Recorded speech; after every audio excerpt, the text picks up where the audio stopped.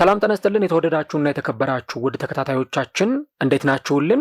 እግዚአብሔር ይመስገን እኔ በጣም ደህና ነኝ። የምትገኙት አራዳ ሜዳ ኦፊሻል ዩቲዩብ ገጻችን ላይ ነው። ለቻናሉ አዲስ ከሆናችሁ ሰብስክራይብ በማድረግ የደወል ምልክቷን በመጫን ቤተሰብ ሁኑ። እንዲሁ ደግሞ ዩቲዩብ ፕሮግራሙን ለብዙዎች እንዲያደርሰው ፕሮግራሙን ስትጀምሩ ላይክ እያደረጋችሁ መጀመራችሁን አስታውሱ። የአራዳ ሜዳ ኮሜንታተር ተስፋ ወርቅ ሉል ሰገድ አብሬያችሁ ቆይታ አደርጋለሁ። ፈጣሪ ፈቅዶ በድጋሚ ተገናኘን። የአርሰናልና የብራይተንን ጨዋታ በተመለከተ እንደው የተወሰኑ ነጥቦችን እናንሳ በሚለው ነው። ያው ሁለቱም ፕሮግራሞች ቀደም ሲል ወደ እናንተ አድርሰናል። አሁን ደግሞ እዚህኛው ፕሮግራማችን ላይ የብራይተንና የአርሰናልን ጨዋታ በተወሰነ መንገድ እንመለከተዋለን። ትላንትናም ሲጠይቁ የነበሩ ሰዎች ነበሩ። በተለይ ከአርሰናል ጉዳት ጋር ተያይዞ ምን አይነት ጉዳዮች አሉ የሚለውን ነገር በተመለከተ እንግዲህ የካራባኦ ካፕ ጨዋታዎች ይከናወናሉ። የክሪስታል ፓላስና የሊቨርፑል ጨዋታ በጣም ተጠባቂው ነው። ከዛ ባለፈ እንደዚሁ አርሰናል ከብራይተን ጋር የሚያደርገው የጨዋታ መርሃ ግብርም እንደዚሁ በጉጉት ከሚጠበቁት ጨዋታዎች መካከል አንዱ ስለመሆኑ ማንሳት ይቻላል።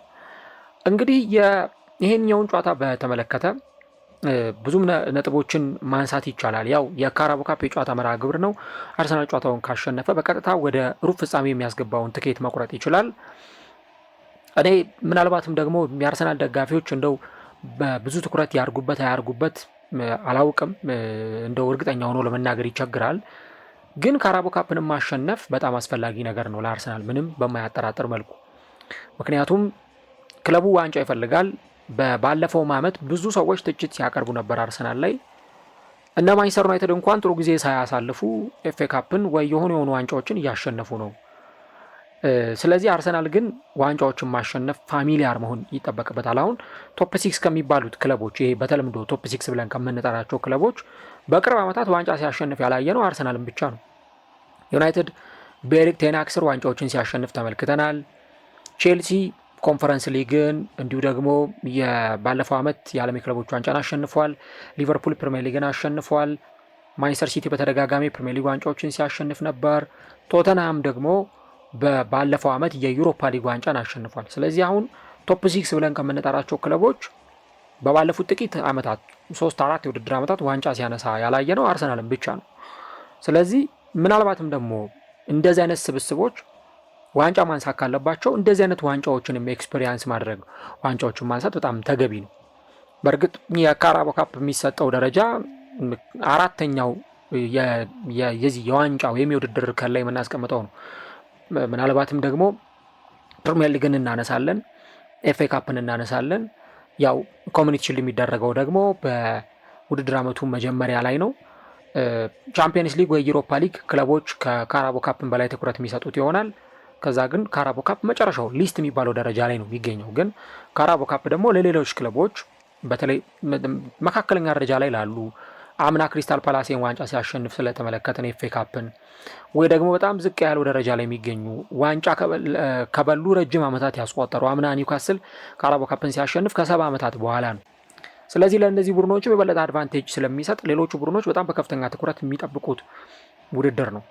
ግን አርሰናልም ደግሞ ይህንን ዋንጫ ማንሳት እስከ ውድድሩ መጨረሻ ድረስ መጓዝ ይጠበቅበታል። እንግዲህ በባለፈው ዓመት እስከ ግማሽ ፍጻሜ ተጉዟል። በኒውካስል በደርሶ መልስ ነው ተሸንፎ ወደ ፍጻሜው ሳያልፍ የቀረው።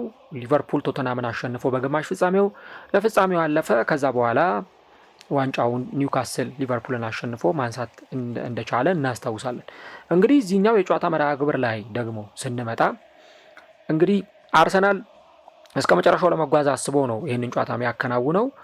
ግን ደግሞ ምናልባት ተጫዋቾችን ለድካም መዳረጉ ደግሞ ምንም የሚያጠያይቅ ጉዳይ አይሆንም። ባለፈው ሳምንት አርሰናል ፓላስን ሲያሸንፍ ጉዳት ላይ የነበሩ ወይም ደግሞ ጉዳት ያጋጠማቸው ተጫዋቾች ነበሩ። ካላፊዮሪ ተቀይሮ ወጥቷል፣ ሳሊባ ተቀይሮ ወጥቷል፣ ሳካ ጥሩ ስሜት ላይ አልነበረም። እንዲሁ ደግሞ የነ ሳሊባንም ጉዳይ የነ ራይስንም ጉዳይ እንደዚሁ ስንመለከት ነበር። አርቴታ ታዲያ ትላንትና በጋዜጣዊ መግለጫ ላይ አንድ ሀሳብ ሲሰጥ ነበረ። ይሄውም ምንድነው? ማርቲኔሊ እና ሳሊባ ከካራባኦ ካፕ ጨዋታ ውጪ ናቸው የሚል ሀሳቡን በማረጋገጫ ሰጥቷል። ከዛ ባለፈ ግን ዴክላን ራይስ እና ሪካርዶ ካላፊዮሪ እንዲሁም ቡካዮ ሳካ ለዚህ ጨዋታ ዝግጁ መሆናቸውን አርቴታ አረጋግጧል። ሳሊባ ከጨዋታው ውጪ ነው ብሏል። አንዳንድ ምርመራዎችን እያደረግን ነው፣ በዚህ ጨዋታ ላይ አይኖርም። ነገር ግን ደግሞ የማርቲኔሊም ጉዳይ በተመለከተ እሱም ከዚህ ጨዋታ ውጪ ነው። ምናልባት ተጨማሪ ምርመራዎችን ለዚህ ተጫዋች እናደርጋለን የሚል ሀሳብ ነው የሰጠው። ከዛ በተጨማሪ ግን የዴክላን ራይስንም ጉዳይ በተመለከተ ራይስም ካላፊዮሪም ደህና ናቸው፣ ለዚህ ጨዋታ ይደርሳሉ የሚል ሀሳብ ሰጥቷል ማለት ነው። እንግዲህ እንደምታስታውሱት በተለይም እንዲህ አይነት የተጫዋቾችን ጉዳይ በተመለከተ አርቴታ እንዴት አድርጎ ነው ማኔጅ ሊያደርጋቸው የሚችለው? አሁን የነ ማርቲኔሊንም ጉዳይ የነ ሳሊባንም ጉዳይ ስናነሳ እንዲህ አይነቱን ጉዳይ ነው የምናነሳው እና ከጡንቻ ጉዳት ጋር ተያይዞ የሆነ ምቾት የተሰማው ነገር እንዳልነበረ ከጨዋታው በኋላ የተመለከትነው ሁኔታ በደንብ የሚገልጽ ነው። ሳካን ቀይሮ ነበረ በ66ኛው ደቂቃ ወደ ሜዳ የገባው፣ ግን ደግሞ እሱ ራሱ በጣም ስትራግል ያደረገ ተጫዋች ነው ማርቲኔሊ። ሳሊባ እረፍት ሰዓት ላይ ነው ተቀይሮ በሞስኩዌራ የወጣው። በሊቨርፑል ጨዋታ ላይም እንደዚሁ ጉዳት አጋጥሞት እንደነበረ ይታወሳል።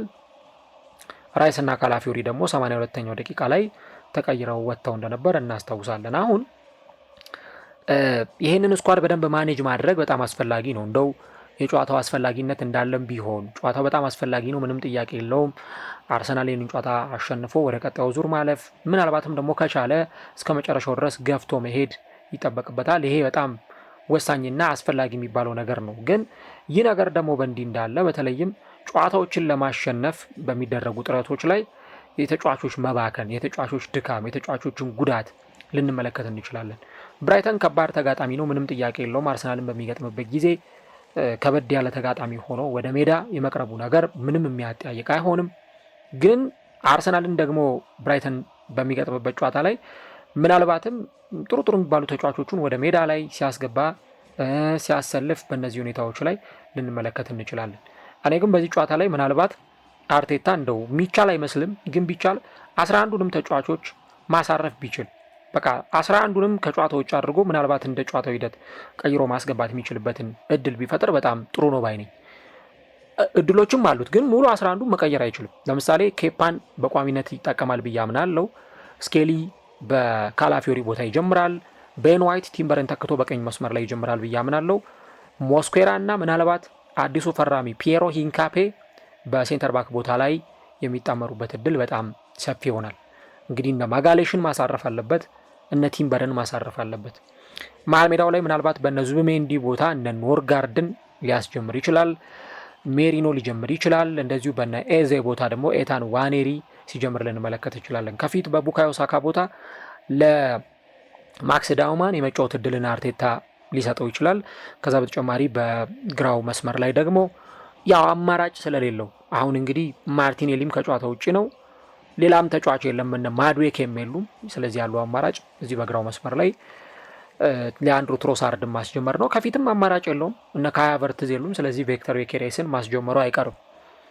ስለዚህ ምናልባት ቤስት 11ኑ ላይ አንድ ወይም ሁለት ተጫዋቾች ከቋሚ 11 ልንመለከት እንችላለን። ግን ለሁሉም ተጫዋቾች እረፍት ቢሰጥና ቀጣዮቹ ጨዋታዎች ላይ ትኩረት ቢያደርግ የተሻለ ይሆናል። ቀጣይ ከነ በርንሌይ፣ ስላቪያ ፕራሃ፣ ሰንደርላንድ ጋር 3 ተከታታይ ጨዋታዎችን ያከናውናል ከኢንተርናሽናል ብሬኩ በፊት። ከነዚህ ጨዋታዎች አስቀድሞ ለእነዚህ ተጫዋቾች ሞር የተሻለ እረፍት መስጠት በጣም አስፈላጊ ነገር ነው የሚሆነው። ምክንያቱም ስኳድን ሮቴት ማድረግ አማራጭ የሌለው ግዴታ ነው። አሁን ሲዝኑ በጣም ረጅም ነው እና በፕሪሚየር ሊጉ ረጅም ሲዝን መሀል ላይ ቻምፒዮንስ ሊግ ሲገባ፣ ካራቦ ካፕ ሲገባ፣ ኤፍኤ ካፕ ሲገባ ደግሞ የጨዋታ መጠን እየበዛ ነው የሚሄደው። አሁን አርሰናል ኦልሞስት በአንድ ዓመት ከ50 ጨዋታ በላይ ሊያደርግ እንደሚችል ዋራንተር ነው፣ የተረጋገጠ ነው። 38 ጨዋታ በፕሪሚየር ሊግ ያከናውናል፣ 8 ጨዋታዎች በቻምፒዮንስ ሊግ ያከናውናል። ይሄ ማለት 46 ማለት ነው ገና ካሁኑ። ቻምፒዮንስ ሊግ እንግዲህ ወደ ቀጣዩ ዙር አንድ ቡድን አለፈም አላለፈም 8 ጨዋታ ማድረጉ አይቀርም፣ ግድ ነው። ከዛ ግን ወደ ቀጣዩ ዙር ደግሞ ሲያልፍ እየጨመረ የጨዋታ መጠኑ ይላል። ካራቦ ካፕ ላይ እስካሁን አርሰናል አንድ ጨዋታ አከናውኗል። አሁን ደግሞ እንደገና ሌላ ተጨማሪ ጨዋታ የሚያከናውን ይሆናል። የኤፍኤ ካፕ የጨዋታ መርሃ ግብሮች አሉ። ስለዚህ ቢያንስ አንድ ቡድን በትንሹ 50 ጨዋታ እንደ አርሰናል፣ እንደ ሲቲ፣ እንደ ሊቨርፑል፣ እንደ ቼልሲ ያሉ ቡድኖች 50 ጨዋታ ማድረጋቸው የሚቀር አይነት አይደለም። ከዛ ደግሞ በውድድሮቹ ውስጥ ከተጓዙበት ርቀት ድረስ ተጨማሪ ጨዋታዎችን ማድረጋቸው አይቀርምና እነዚህን ጉዳዮች ስንመለከት እነዚህ ነገሮች ስናይ ነው የዛን ጊዜ ምን ያክል በጣም ከባባድ የሆኑ የጨዋታ መርሃ ግብሮችን ከዛ በኋላ ሊያደርግ እንደሚችል የምናየውና የምንረዳውና ለዛ ደግሞ ስኳድን ሮቴት ማድረግ፣ ተጫዋቾችን እያፈራረቁ መጠቀም፣ ሮቴሽን ላይ በደንብ ትኩረት ማድረግ አስፈላጊ የሚሆነው። እናም አርሰናል እንግዲህ ይህንን የጨዋታ መርሃ ግብር ብራይተንን በሚገጥምበት ጊዜ ተጫዋቾቹን በደንብ ሮቴት እያደረገ ይጠቀማል። ያው የስኳድ ሀብታም ነው፣ ምንም ችግር የለበትም። የትኛውንም ተጫዋች በፈለገው ጊዜ እያፈራረቀ መጠቀም ይችላል እና ባለፈው ክሪስታል ፓላስ ላይ በተወሰነ መንገድ ተጫዋቾች ላይ መዳከም መዛል ስናይ ነበር። እነዛ ሁኔታዎች ናቸው እንግዲህ እነ ሳሊባን እነ ማርቲኔሊን ለእንደዚህ አይነት ጉዳቶች ሲዳርጓቸው የነበረውና አሁን ላይ በእርግጥ የሆነ ተጫዋች ቢጎዳ አርሰናሎች ያን ያክል የሚጨነቁበት ነገር አይሆንም። ምክንያቱም በጣም ስኳዱ ሰፊ ነው። በሚጠበቅበት ልክ ደግሞ ስኳዳቸው ሰፊ በመሆኑ ምክንያት ጥሩ ተጫዋቾችን እዛ ቦታ ላይ ማግኘት ይችላሉ። ቢያንስ በእያንዳንዱ ቦታ ላይ ሁለት ተፎካካሪ ተጫዋቾች አሏቸው።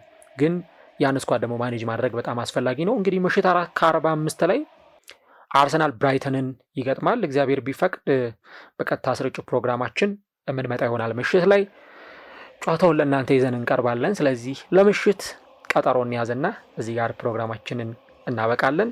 የውጤት ግምቶቻችሁን ጻፉልን። ማን ያሸንፋል አርሰናል ወይስ ብራይተን? የኮሜንት መስጫው ለእናንተ ክፍት ነው። የውጤት ግምቶቻችሁን ልታደርሱን ትችላላችሁ።